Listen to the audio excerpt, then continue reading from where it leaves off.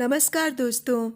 आज मैं आप सबको बहुत दिनों बाद गौरा पंत शिवानी जी द्वारा लिखित एक कहानी लाल हवेली सुनाने जा रही हूँ। हिंदी साहित्य जगत में शिवानी एक ऐसी शख्सियत रहीं जिनकी हिंदी, संस्कृत, गुजराती, बंगाली, उर्दू तथा अंग्रेजी पर अच्छी पकड़ रही।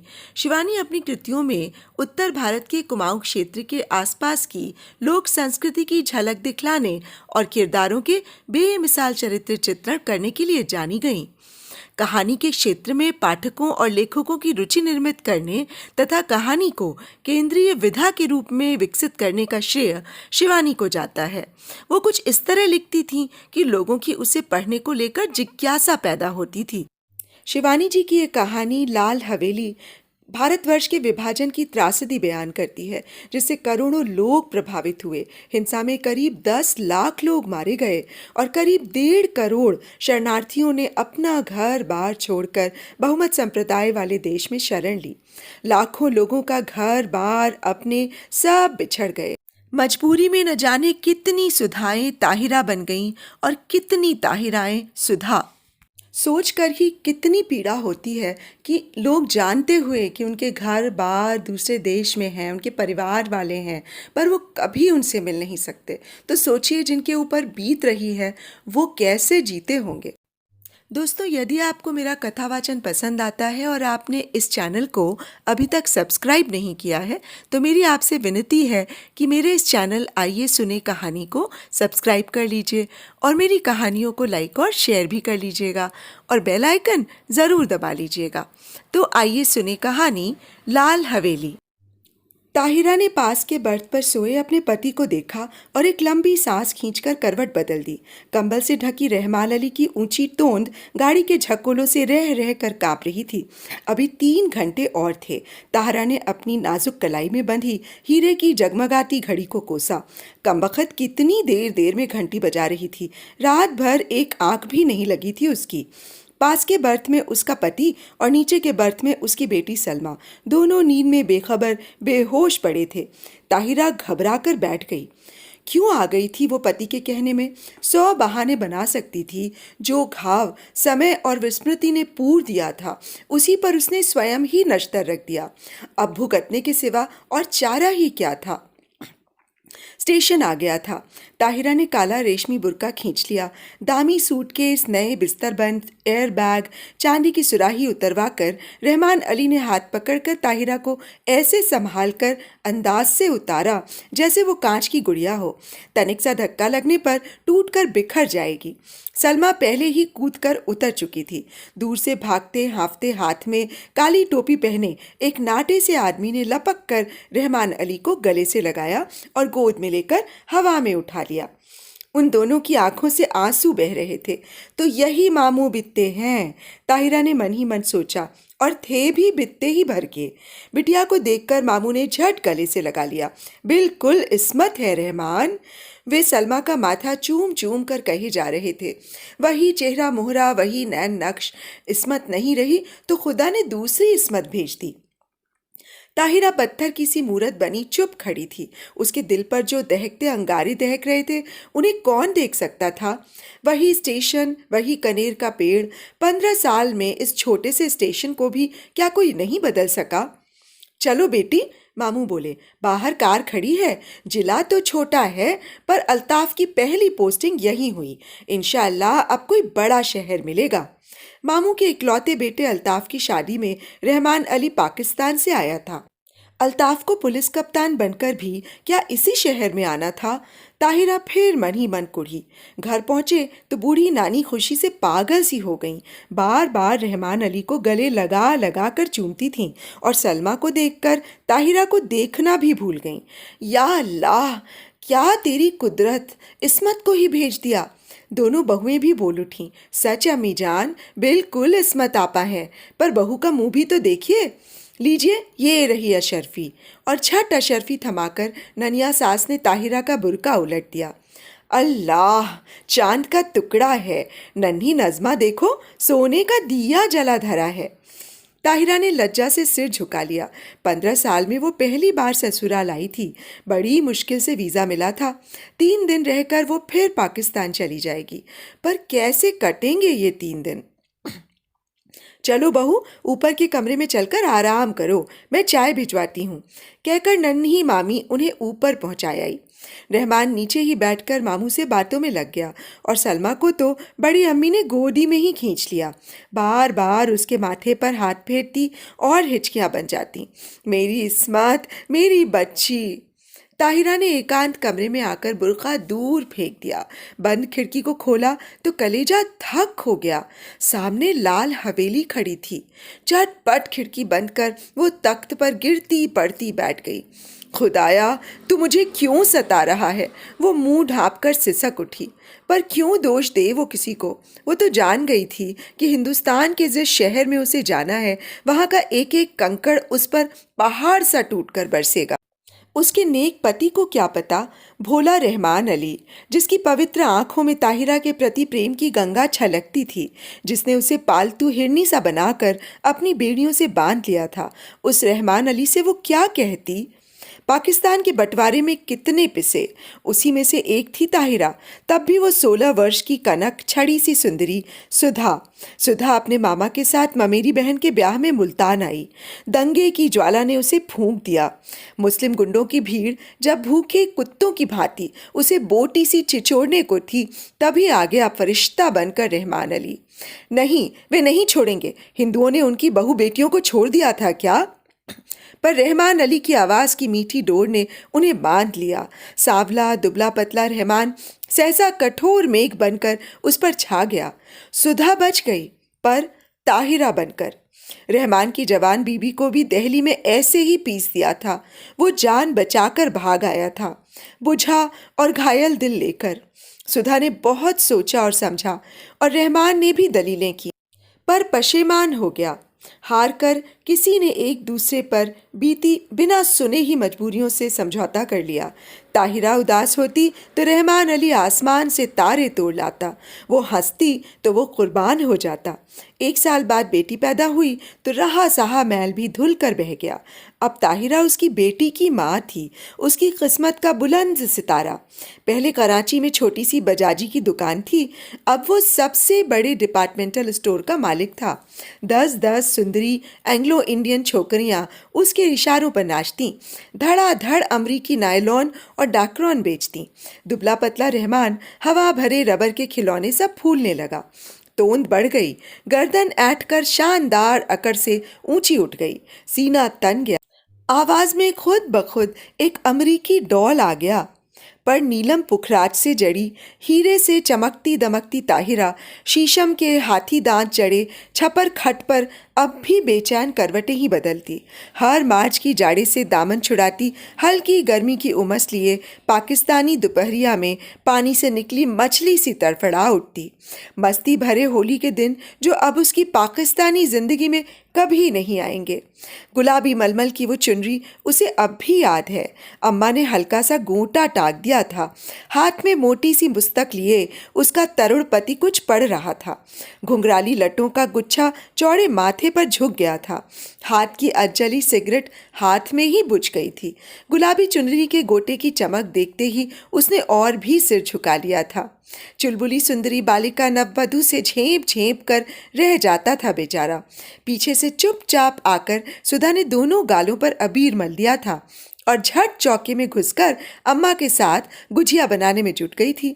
वहीं से सास की नज़र बचाकर भोली चितवन से पति की ओर देख चट से छोटी सी गुलाबी जीभ निकालकर चिढ़ा भी दिया था उसने। जब वो मुल्तान जाने को हुई तो कितना कहा था उन्होंने, सुधा मुल्तान मत जाओ। पर वो क्या जानती थी कि दुर्भाग्य का मेघ उस पर मंडरा रहा है। स्टेशन पर छोड़ने आए थे। इसी स्टेशन पर यही कनेर का पेड़ था, यही जंगला। मामा जी के साथ गठरी सी बनी सुधा को घूंघट उठाने का भी अवकाश नहीं मिला। गाड़ी चली तो साहस कर उसने घूंघट जरा सा खिसकाकर अंतिम बार उन्हें देखा था। वही अमृत की अंतिम घूंट थी। सुधा तो मर गई थी, अब वो ताहिरा थी। उसने फिर कांपते हाथों से खिड़की खोली। वही लाल हवेली थी, उसके ससुर वकील साहब की। वही छत पर चढ़ी रात की रानी की बेल, तीसरा कमरा जहां उसके जीवन की कितनी रस भरी रातें बीती थीं। न जाने क्या कर रहे होंगे, शादी कर ली होगी क्या, क्या पता बच्चों से खेल रहे हों। आंखें फिर बरसने लगीं और एक अनजाने मोह से वो जूझ उठी। ताहिरा, अरे कहाँ हो? रहमान अली का स्वर आया और हड़बड़ाकर आंखें पोंछ ताहिरा बिस्तर बंद खोलने लगी। रहमान अली ने गीली आंखें देखी तो घुटना टेक कर उसके पास बैठ गया। अरे बीबी, क्या बात हो गई? सिर तो नहीं दुख रहा है? चलो चलो लेटो चलकर। कितनी बार समझाया है कि ये सब काम मत करो, पर सुनता कौन है? बैठो कुर्सी पर, मैं बिस्तर खोलता हूँ। मखमली गद्दे पर रेशमी चादर बिछाकर रहमान अली ने ताहिरा को लिटा दिया और शरबत लेने चला गया। सलमा आकर सिर दबाने लगी। बड़ी अम्मी ने आकर कहा, नजर लग गई है और क्या? नन्ही नज़मा ने दहकते अंगारों पर चून और मिर्च से नजर उतारी। किसी ने कहा, दिल का दौरा पड़ गया, आंवले का मुरब्बा चटाकर देखो। लाड़ और दुलार की थपकियां देकर सब चले गए। पास में लेटा रहमान अली खर्राटे भरने लगा तो वो दबे पैरों फिर से खिड़की पर जाकर खड़ी हो गई। बहुत दिन से प्यासे को जैसे ठंडे पानी की झील मिल गई थी। पानी पी पी कर भी प्यास नहीं बुझ रही थी। तीसरी मंजिल पर रोशनी जल रही थी। उस घर में रात का खाना देर से ही निबटता था। फिर खाने के बाद दूध पीने की भी तो उन्हें आदत थी। इतने साल गुजर गए, फिर भी उनकी एक एक आदत उसे दो के पहाड़े की तरह जुबानी याद थी। सुधा, सुधा कहाँ है तू? उसका हृदय उसे स्वयं धिक्कार उठा। तूने अपना गला क्यों नहीं घोट दिया? तू मर क्यों नहीं गई कुएं में कूदकर? क्या पाकिस्तान के सब कुएं सूख गए थे? तूने धर्म छोड़ा पर संस्कार रह गए, प्रेम की धारा मोड़ दी पर बेड़ी नहीं कटी। हर तीज, होली, दिवाली तेरे कलेजे पर भाला भोंक कर निकल जाती है। हर ईद तुझे खुशी से क्यों नहीं भर देती? आज सामने तेरे ससुराल की हवेली है, जा उनके चरणों में गिरकर अपने पाप धो ले। ताहिरा ने सिसकियां रोकने को दुपट्टा मुंह में दाब लिया। रहमान अली ने करवट बदली और पलंग चरमराया। दबे पैर रखती ताहिरा फिर लेट गई। सुबह उठी तो शहनाइयाँ बज रही थीं। रेशमी रंग बिरंगी गरारा कमीज, अबरखी चमकते दुपट्टे, हिना और मोतियों की गमक से पूरा घर महक महक रहा था। पुलिस बैंड तैयार था। खाकी वर्दियां और लाल तुर्रम के साफे सूरज की किरणों से चमक रहे थे। बारात में घर की सब औरतें भी जाएंगी। एक बस में रेशमी चादर तानकर पर्दा खींच दिया गया था।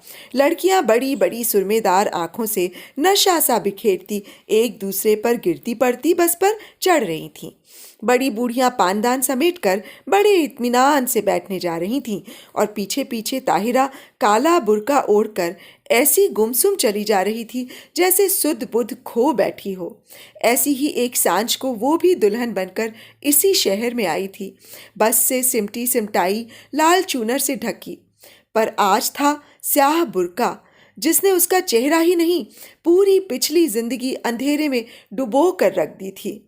अरे किसी ने वकील साहब के यहाँ बुलवा भेजा या नहीं? बड़ी अम्मी बोली और ताहिरा के दिल पर फिर नश्तर फिरा। दे दिया अम्मी, मामू जान बोले, उनकी तबीयत ठीक नहीं है, इसी से नहीं आए। बड़े नेक आदमी हैं। बड़ी अम्मी ने डिबिया खोलकर पान मुंह में भरा और फिर छाली की चुटकी निकाली और बोली, शहर में सबसे नामी वकील के बेटे हैं, पर आस न औलाद। सुना एक बीवी दंगे में मर गई सो फिर घर ही नहीं बसाया। बड़ी धूमधाम से ब्याह हुआ। चांद सी दुल्हन आई। शाम को पिक्चर का प्रोग्राम बना। नया जोड़ा, बड़ी अम्मी, लड़कियां, यहाँ तक कि घर की नौकरानियां भी बन ठन कर तैयार हो गईं। पर ताहिरा नहीं गई। उसका सिर दुख रहा था।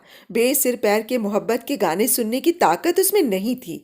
अकेले अंधेरे कमरे में वो चुपचाप पड़ी रहना चाहती थी। हिंदुस्तान, प्यारे हिंदुस्तान की वो आखिरी सांझ। जब सब चले गए तो तेज बत्ती जलाकर वो आदमकद आईने के सामने खड़ी हो गई। समय और भाग्य का अत्याचार भी उसका अलौकिक सौंदर्य नहीं लूट सका था। वही बड़ी बड़ी आंखें, गोरा रंग और संगमरमर सी सफेद देह। कौन कहेगा कि वो एक जवान बेटी की माँ है? कहीं पर भी उसके पुष्ट यौवन ने समय से मुंह की नहीं खाई थी। कल वो सुबह 4 बजे चली जाएगी। जिस देवता ने उसके लिए सर्वस्व त्याग कर वैरागी का वेश धर लिया है, क्या एक बार भी उसके दर्शन नहीं मिलेंगे? किसी शैतान नटखट बालक की भांति उसकी आंखें चमकने लगीं। झटपट बुर्का ओढ़ वो बाहर निकल आई। पैरों में बिजली की गति आ गई, पर हवेली के पास आकर वो पसीना पसीना हो गई। पिछवाड़े की सीढ़ियां उसे याद थीं, जो ठीक उनके कमरे की छोटी खिड़की के पास आकर ही रुकती थीं। एक एक पैर 10 मन का हो गया। कलेजा फट फट कर मुंह को आ गया। पर अब वो ताहिरा नहीं थी। वो 16 वर्ष पूर्व की चंचल बालिका नववधु सुधा थी, जो सास की नजर बचाकर तरुण पति के गालों पर अबीर मलने जा रही थी। मिलन के उन अमूल्य क्षणों में सैयद वंश के रहमान अली का अस्तित्व ही मिट गया। आखिरी सीढ़ी आई। सांस रोककर आंखें मूंद वो मनाने लगी, हे बिल्वेश्वर महादेव, तुम्हारे चरणों में ये हीरे की अंगूठी चढ़ाऊंगी। एक बार उन्हें दिखा दो, पर वे मुझे ना देखें। बहुत दिनों बाद भक्त ने भगवान का स्मरण किया था, कैसे ना सुनते। आंसुओं से अंधी आंखों ने देवता को देख लिया। वही गंभीर मुद्रा, वही लट्ठे का एक बर्रा पायजामा और मलमल का कुर्ता। मेज पर अभागिनी सुधा की तस्वीर थी, जो गौने पर बड़े भैया ने खींची थी। जी भरकर देख पगली और भाग जा, भाग ताहिरा भाग। उसके कानों में जैसे स्वयं भोला नाद गरजे। सुधा फिर डूब गई। ताहिरा जगी। सब सिनेमा से लौटने को होंगे। अंतिम बार आंखों ही आंखों में देवता की चरण धूलि लेकर वो लौटी और बिल्वेश्वर महादेव के निर्जन देवालय की ओर भागी। न जाने कितनी मनौतियां मांगी थीं इसी देहरी पर। सिर पटक कर वो लौट गई। आंचल पसार कर उसने आखिरी मनौती मांगी, हे भोलानाथ, उन्हें सुखी रखना, उनके पैरों में कांटा भी न गड़े। हीरे की अंगूठी उतार कर चढ़ा दी और भागती हाफती घर पहुंची। रहमान अली ने आते ही उसका पीला चेहरा देखा तो नब्ज पकड़ ली। देखूं, बुखार तो नहीं है? अरे, अंगूठी कहाँ गई? वो अंगूठी रहमान ने उसे इसी साल शादी के दिन यादगार में पहनाई थी। न जाने कहाँ गिर गई। थके स्वर में ताहिरा ने कहा, कोई बात नहीं। रहमान ने झुककर ठंडी बर्फ सी लंबी अंगुलियों को चूम कर कहा, ये अंगुलियां आबाद रहें, इंशाअल्लाह अब के तेहरान से चौकोर हीरा मंगवा देंगे। ताहिरा की खोई दृष्टि खिड़की से बाहर अंधेरे में डूबती लाल हवेली पर थी, जिसके तीसरे कमरे की रोशनी दब से बुझ गई थी। ताहिरा ने एक सर्द सांस खींचकर खिड़की बंद कर दी। लाल हवेली अंधेरे में गले तक डूब चुकी थी। तो अभी आप सुन रहे थे गौरा पंत शिवानी जी द्वारा लिखित एक कहानी लाल हवेली। आप सबको कहानी और मेरा कथावाचन कैसा लगा मुझे अवश्य बताइएगा। तो अब मुझे इजाज़त दीजिए। नमस्कार।